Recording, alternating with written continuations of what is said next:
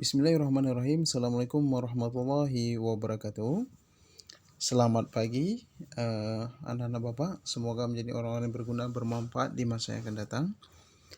Alhamdulillah, bersyukur kepada Allah pada hari ini masih diberikan kesempatan kepada kita untuk melanjutkan materi kita yang berkenaan tentang sistem peradilan nasional.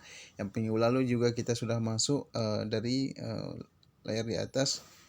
Dari yang pertama adalah hakikat sistem peradilan nasional.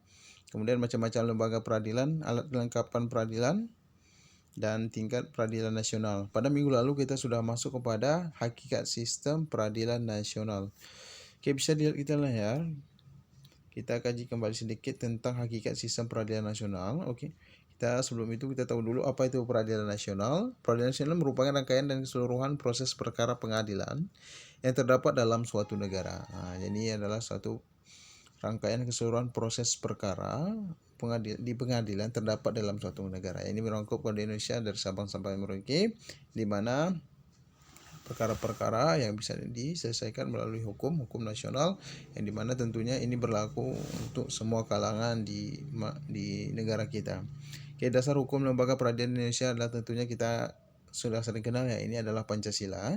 Pancasila merupakan segala sumber hukum yang ada di Indonesia. Jadi kalau misalkan hukum yang ini tidak boleh dengan bertentangan dengan nilai yang ada di dalam Pancasila. Oke, kemudian Undang-Undang Dasar Negara Republik Indonesia tahun 1945 yang itu, dan undang-undang yang berkaitan tentang masalah atau ketentuan tertentu. Ya, ini berkenaan tentang masalah ataupun perilaku pelanggaran-pelanggaran yang berkenaan tentang hukum tertentu. Ya, maksudnya saling berkaitan tadi ya.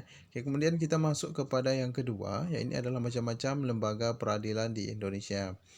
Kita tahu peradilan di Indonesia merupakan peradilan yang cukup banyak ya, di mana setiap peradilan itu mempunyai atau membidangi bidang-bidang tertentu untuk menyelesaikan masalah-masalah tertentu yang berkaitan dengan kasus-kasus tertentu, misalkan pengadilan agama, pengadilan perdata, pengadilan yang berkenaan tentang masalah pidana juga, tata usaha negara, dan pengadilan militer. Banyak itu dikhususkan adalah untuk membagi bagaimana sistem-sistem pengadilan itu untuk memudahkan pemerintah dalam menyelesaikan suatu perkara yang berkenaan tentang hukum-hukum atau untuk melakukan suatu keputusan dalam menyelesaikan perkara tertentu. Oke, kita bisa lihat di layar macam-macam lembaga peradilan Indonesia.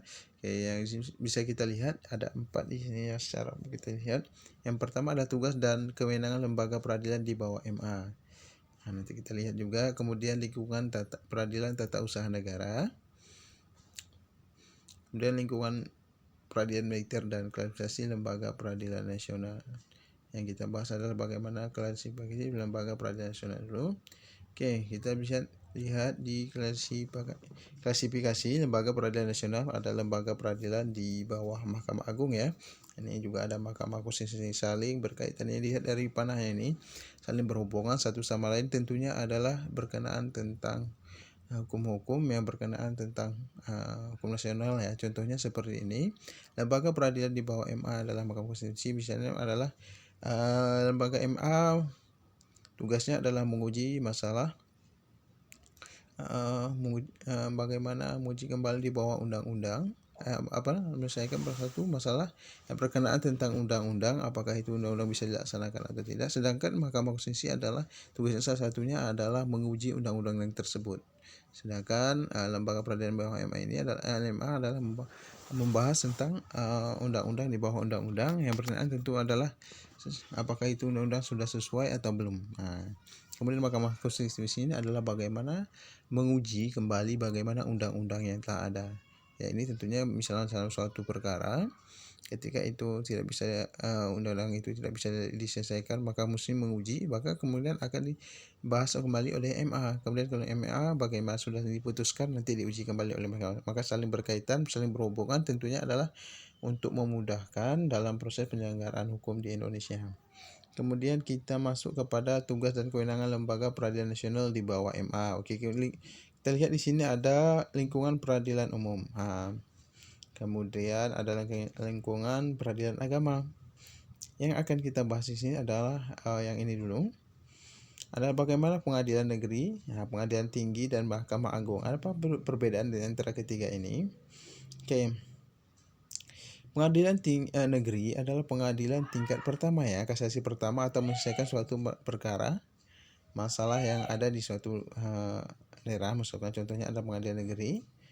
Nah, misalkan ada untuk masalah pertama atau kebijakan menyelesaikan sengketa-sengketa berkenaan tentang masalah tertentu, berarti menguji, menerima sengketa-sengketa atau perkara-perkara, kemudian misalkan ini maka diputuskan oleh pengadilan negeri A.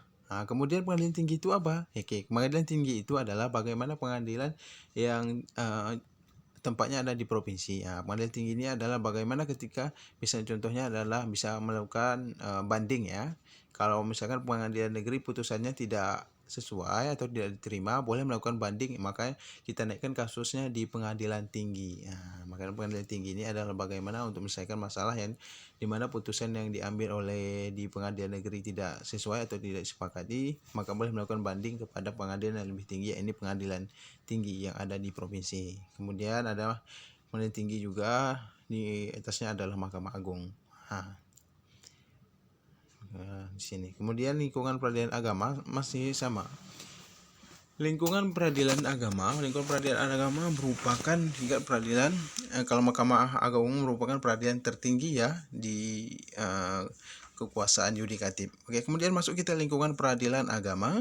Lingkungan peradilan agama ada pengadilan agama. Pengadilan agama ini ada suatu pengadilan agama yang bisa menerima atau menyelesaikan masalah pertama hampir sama dengan yang di atas, tapi dalam lingkup agama. Ini pengadilan tinggi. Kemudian pada pengadilan tinggi agama yang lebih tinggi di atasnya. Apabila pengadilan agama tidak bisa selesaikan di tingkat pertama, maka akan dilanjutkan dengan pengadilan tinggi agama yang lebih tinggi, melakukan banding seperti itu. Kemudian yang paling di atasnya lebih tinggi adalah kembali lagi ya Mahkamah Agung, ini mahkamah tertinggi dalam kekuasaan yudikatif. Sampai di sini dulu. Oke, kemudian kita lingkungan peradilan militer. Oke, kita sampai di sini dulu ya, sampai peradilan. Nah, kita masuk di pengadilan di sini dulu. Oke, sampai pengadilan tadi, sampai lingkungan pengadilan di sini. Oke, sampai di sini dulu penyampaian Bapak, tidak saya panjang-panjang karena terlalu panjang juga akan bisa memberikan terlalu panjang materi, nanti tidak tersampaikan semua, belum diingat. Oke, saya akhiri di sini. Kalau ada penyampaian yang kurang baik, Bapak mohon maaf. Assalamualaikum warahmatullahi wabarakatuh.